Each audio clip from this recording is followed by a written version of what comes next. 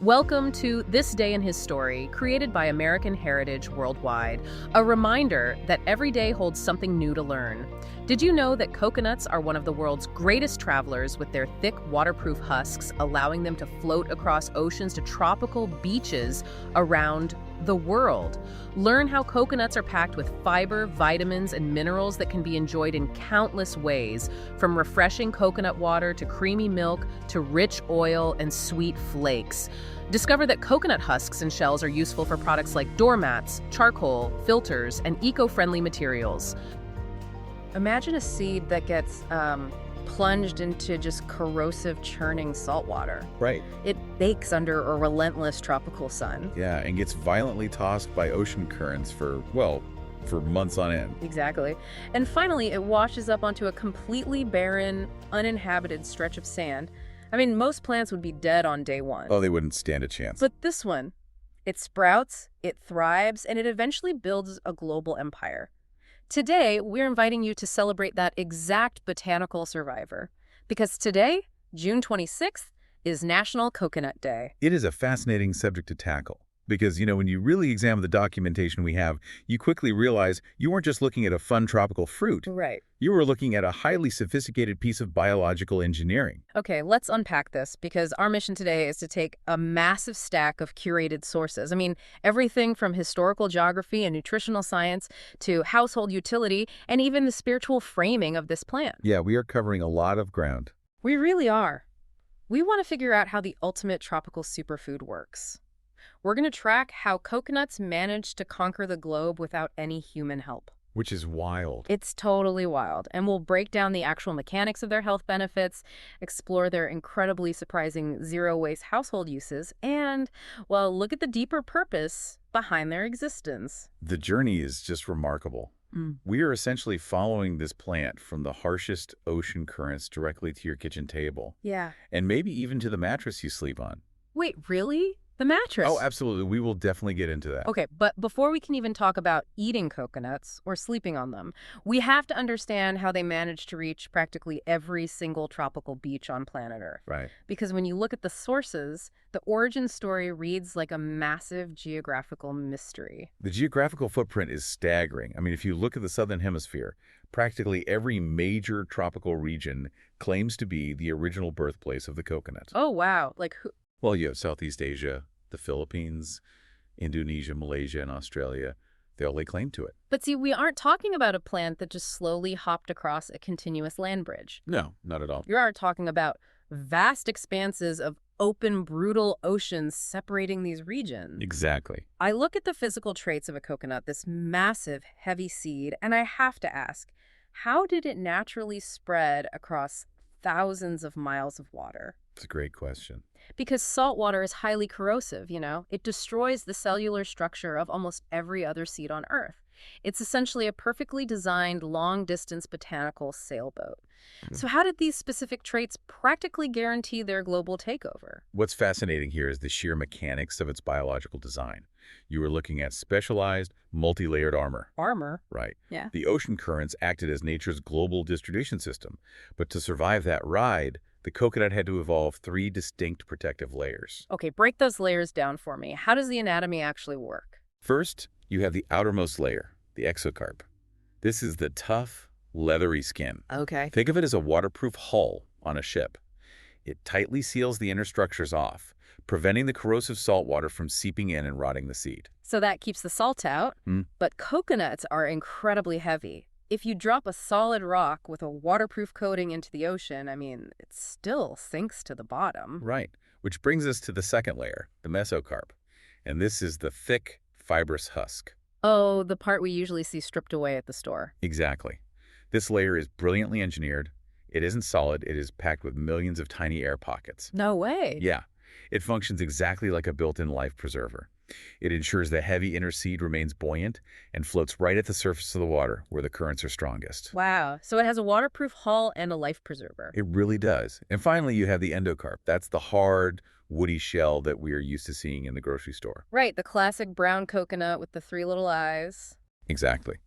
That shell protects the actual dormant seed inside from physical impacts, like getting slammed against a coral reef by crashing waves. So a coconut falls off a palm in, say, Indonesia, gets pulled out by the tide, and it can just float for months. Yep, just riding the waves. It rides the ocean currents for miles and miles until the tide washes it up onto a completely uninhabited stretch of sand in Australia or the Philippines.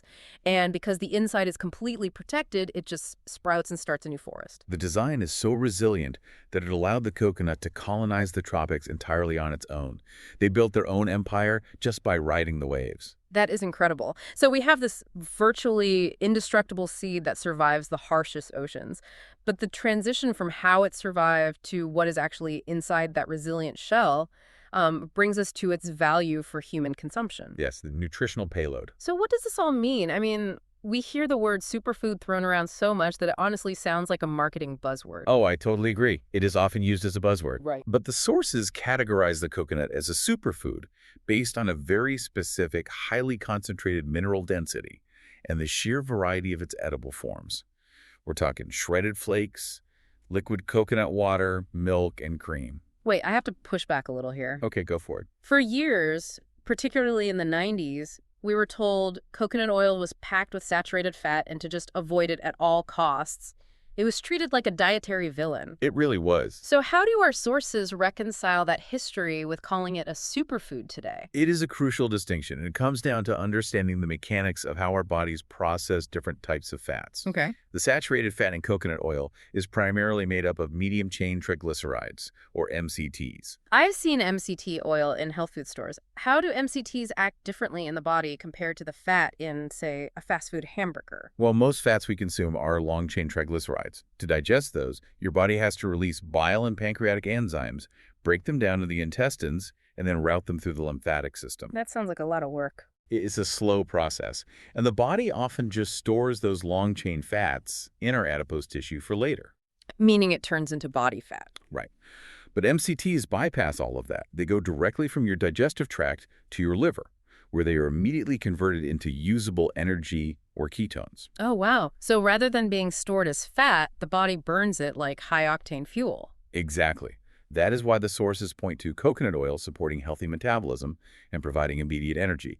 It acts completely differently at a cellular level. That makes so much more sense. And beyond the oil, the meat of the coconut provides a dense nutritional profile.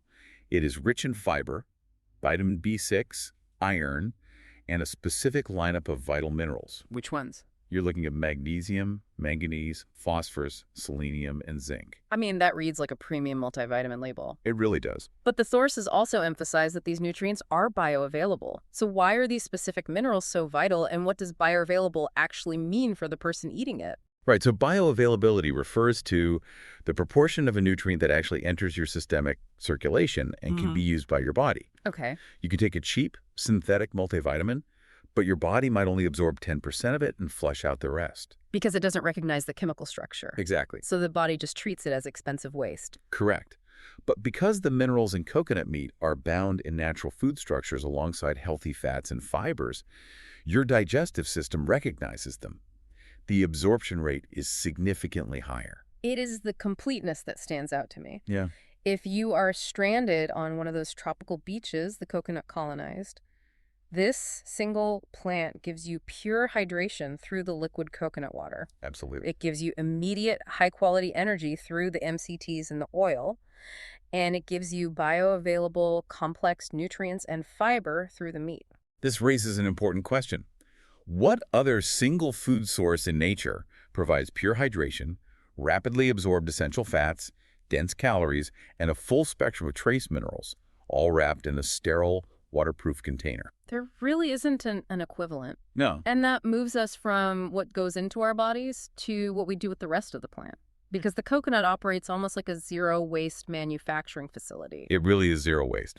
I mean, it is essentially the Swiss Army knife of the plant kingdom. Right. It provides everything from your breakfast to your mattress to your cat's litter box. If we connect this to the bigger picture, the efficiency of the coconut is just staggering. Yeah. We discussed earlier how the tough, fibrous husk and the hard inner shell allowed the seed to survive brutal ocean voyages. Right, the armor. Well, that exact same evolutionary toughness is what makes it perfect for durable household goods. Right. We use the non-edible parts for potting, carbon filtration, charcoal, and biofuel. Let's talk about the carbon filtration, because the sources detail how the hard shells are used to create industrial carbon filters. But how does a piece of coconut shell actually clean our drinking water? It requires a process called pyrolysis. Manufacturers take the hard endocarp, the shell, and heat it to extremely high temperatures in the absence of oxygen. Without oxygen. Right. This prevents the shell from simply burning up into ash. Hmm. Instead, it converts into a highly porous form of carbon. So what does that porosity do? It creates an incredible amount of microscopic surface area. When water or air passes through this activated coconut carbon, impurities, toxins, and volatile organic compounds get trapped in those microscopic pores. Just mechanically trapped. Through a chemical process called adsorption, with a D. The toxins literally stick to the massive surface area of the carbon, letting only clean water or air pass through. It is the industry standard for purification. That is wild, and that covers the hard shell. But the sources also focus heavily on the fibrous husks. They explain how the husk is processed into a material called coir, C-O-I-R. Yes, coir. How do you go from a tough, air-filled husk to a usable manufacturing material? It involves a process called retting. The husks are soaked in water for an extended period. This softens the plant tissue and allows the strong individual fibers to be separated from the rest of the husk. And what makes those specific fibers so valuable? They contained incredibly high levels of a polymer called lignin. Lignin is what makes wood stiff. Okay. But in coir, it makes the fibers naturally resistant to rot, mold, and salt water. Again, these are traits that evolved for ocean survival. Which makes perfect sense when you look at the applications. Because coir is so tough and grot resistant, it is the perfect raw material for manufacturing items that take a beating. Oh, absolutely. Like heavy-duty doormats, sturdy home furnishings, and even the structural filling inside mattresses, like you mentioned earlier. Yep. They even grind up the shorter fibers to make highly absorbent organic cat litter in soil for potting plants. Every single layer of the plant, from the outermost skin to the innermost water, serves a functional, vital purpose for humanity. Here's where it gets really interesting, because when you look at a design that flawless, something that nourishes the human body so completely and provides such efficient, zero-waste utility, it naturally elevates the conversation to a deeper purpose. It really does. Why does a system this perfect exist at all? One of our sources offers a really compelling lens for this. It highlights a passage from a religious text, the Doctrine and Covenants, section 59, verse 18. Okay, what does it say?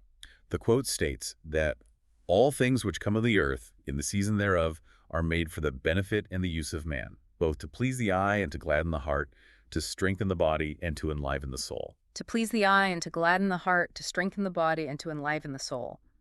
Regardless of your personal background, it is a beautiful way to frame how perfectly suited the coconut is for human use. I agree. It maps perfectly to everything we've discussed.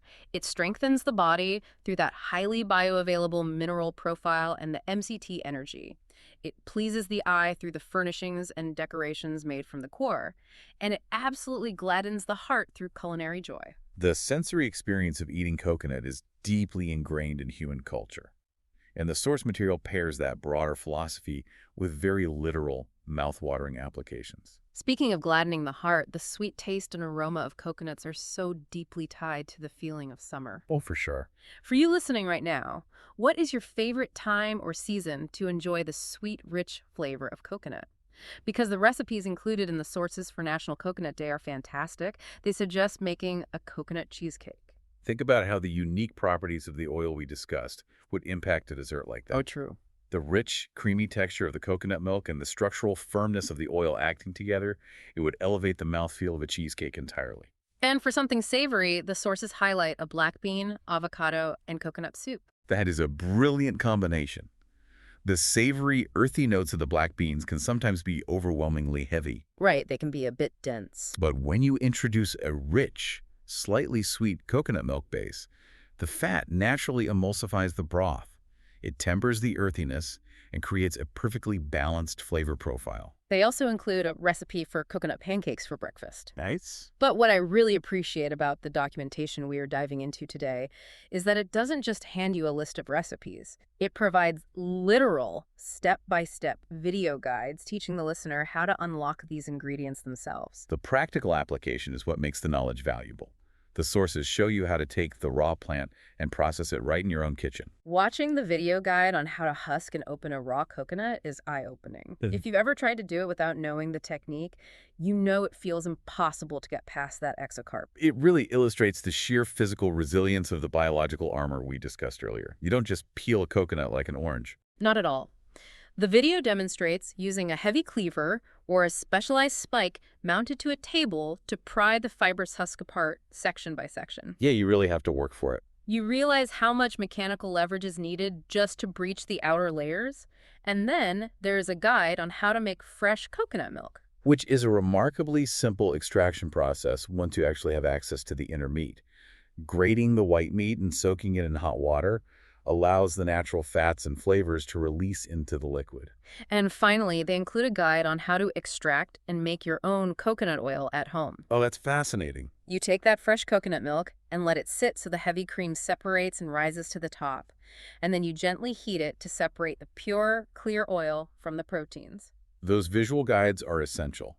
They bridge the gap between admiring the coconut from a distance and actually integrating its benefits into your daily life. It brings the entire process full circle. So let's recap this incredible journey. Let's do it.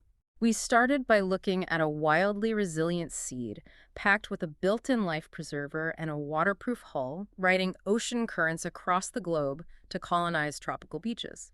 We then looked at the complex nutrition inside that armored shell, seeing how MCTs provide rapidly absorbed energy while the meat delivers bioavailable minerals. We broke down how that exact same biological armor provides zero-waste utility, giving us industry-standard carbon filters through pyrolysis and tough, rot-resistant coir for our homes. Exactly. And ultimately, we saw how it stands as a perfect living example of the Earth's provisions capable of strengthening our physical bodies and gladdening our souls through rich culinary traditions. It forces you to look at the natural world with a bit more reverence, honestly. It really does. Which brings me to a final thought for you to take with you today.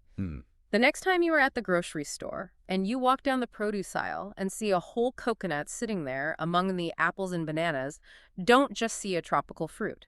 Look closely at that rough, hard shell. Consider the sheer, perfectly engineered resilience it holds. You are looking at a literal ocean voyager resting right there in your hands, just waiting to be unlocked. Thank you for joining us for this day in his story. May the lessons of yesterday inspire you to see God's hand today and to play your part in his story now. For more faith-based learning, visit ahsworldwide.org, the homeschool for faith and family.